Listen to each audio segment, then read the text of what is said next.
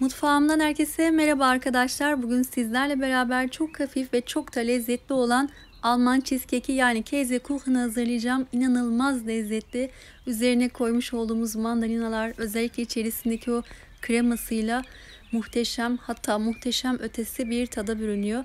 Böyle kenarlarındaki ve tabanına yapmış olduğumuz kurabiye de çok daha ayrı bir lezzet veriyor. Buyurun hep beraber yapımına geçelim. Evet, ilk olarak tabanını hazırlayacağız. Şimdi yoğurma kabıma 1,5 su bardağı un aldım. Üzerine 100 gram tereyağını bırakıp hemen ardından da yoğurmaya geçiyorum. Evet, yağı una iyice yediriyoruz. Yoğururken baktınız ki yumuşak oldu hamurunuz, ele yapışıyor. O zaman 1-2 yemek kaşığı daha un ilavesinde bulunabilirsiniz. Unlar ister istemez kalite değişmekte. Evet, bakın yağ ve un iyice özdeşleşti. Bu aşamada yarım paket kabartma tozu, 3 yemek kaşığı şeker ve 1 tane yumurtayı üzerine bırakıp yoğurmaya devam ediyorum.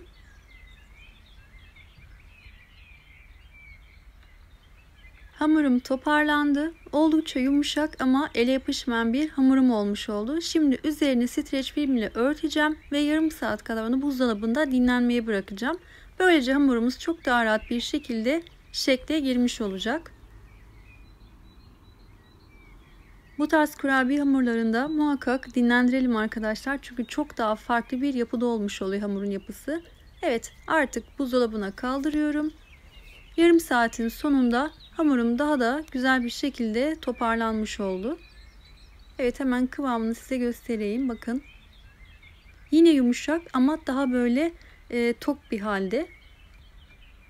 Şimdi sıra kurabiye hamurunu kalıbımıza yerleştirmeye geldi. Tabanına yağlı kağıt seriyorum ve görmüş olduğunuz şekilde hamuru kalıbıma yayıyorum. Yumuşak bir hamur olduğu için çok rahat bir şekilde bu işlemi yapabiliyorsunuz.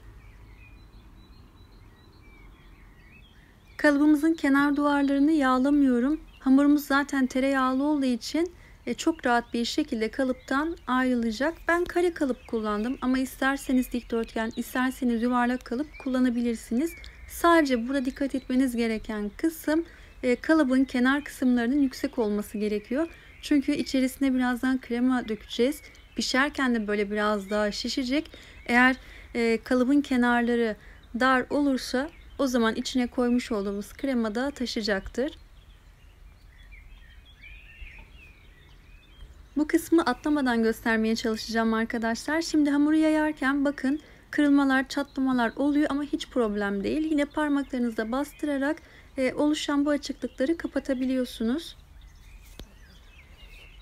Kalıbımın ölçüsünü videomun açıklama kısmına malzeme listesiyle beraber ekleyeceğim. Evet, bakın hamuru kalıbımın her tarafına gelecek şekilde yaydım. Şimdi buzdolabına kaldırıyorum. Kremam hazır olana kadar orada dinlenmeye bırakıyorum.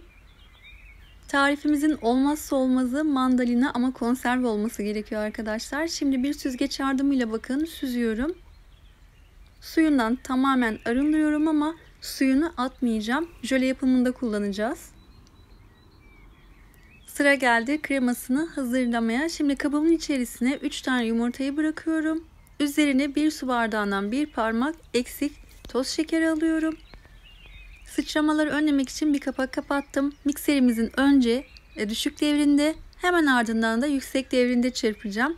Çırpma esnasında siz de göreceksiniz. Önce böyle köpük köpük oluyor. Daha sonra tamamen kremamsı bir hale bürünmüş oluyor. Bizim istediğimizde böyle koyu krema kıvamına gelmiş olması. Bu da yaklaşık olarak bir 4-5 dakikanızı alacaktır.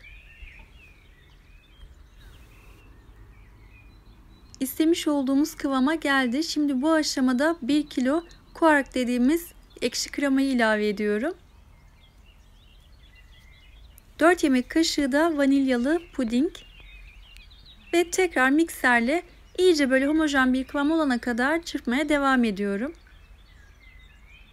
Son olarak üzerine 1 su bardağı süt ve 1 su bardağı da sıvı yağ döküyorum. 1 dakika kadar daha çırpıyorum. Sütünüz çok sıcak olmasın, çok da soğuk olmasın. Oda sıcaklığında olması yeterli.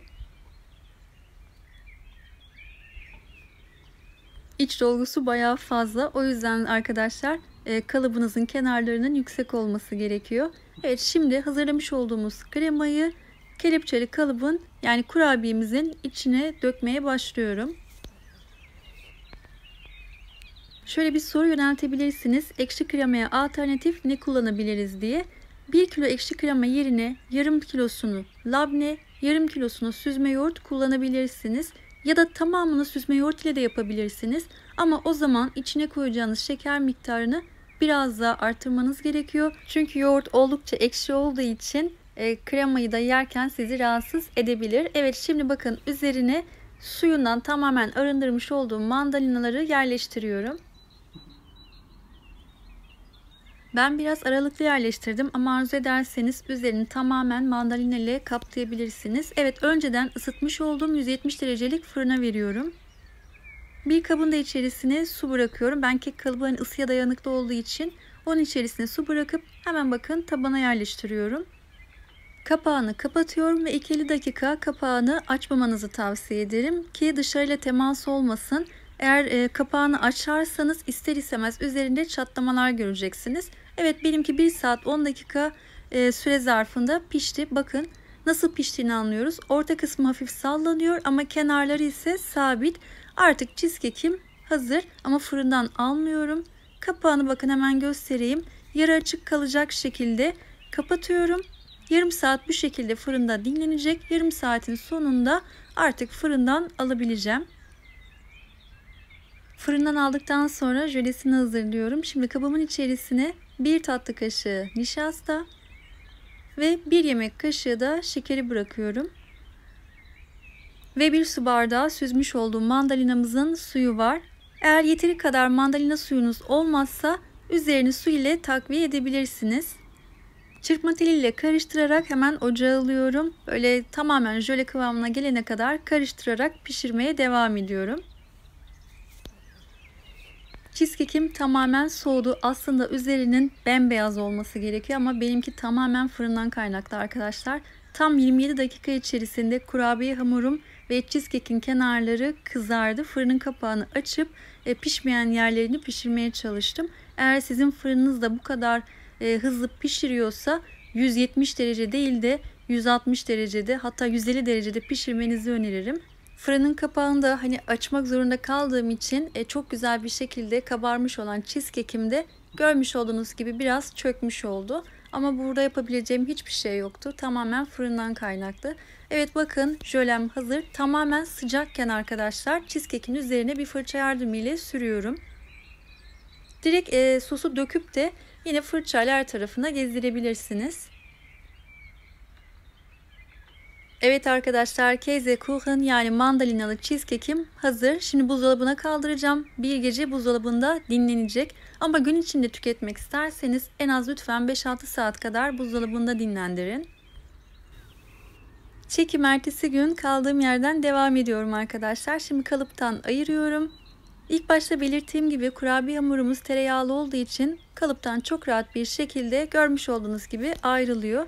Evet, istemiş olduğunuz şekilde, daha doğrusu istemiş olduğunuz büyüklükte dilimleri kesebilirsiniz. Bıçak kesilin hemen ardından bir peçete ile silin. Çünkü kremasına değdiği için bu sefer diğer kesiği attığınız zaman üst yüzeyi krema ile kaplanacaktır. Şöyle bir dilim alıyorum. Size kıvamını, dokusunu daha yakından göstermek istiyorum. Tam ölçülü, garantili bir tarif arkadaşlar. Eğer göstermiş olduğum püf noktalara uyarak yaparsanız çok güzel bir cheesecake'iniz olmuş olacak. İçerisindeki malzemelerden dolayı şöyle düşünebilirsiniz. Acaba yerken bayar mı diye. Kesinlikle arkadaşlar, bayma söz konusu değil. Bir dilim sizi kesmeyecek. İkinci dilimi hiç fark etmeden yiyeceksiniz. Evet, bakın kenarlarındaki o kurabiye, içerisindeki kreması, üzerindeki mandalinasıyla beraber gerçekten muhteşem bir lezzet çıkmış oldu ortaya. Aynı gün yapmış olduğum gibi bitti. İnşallah deneyecek olan sizler de memnun kalırsınız.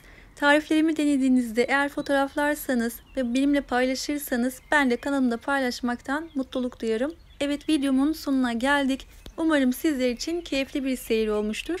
Bir diğer videomda görüşmek üzere. Hoşça kalın, sevgiyle kalın.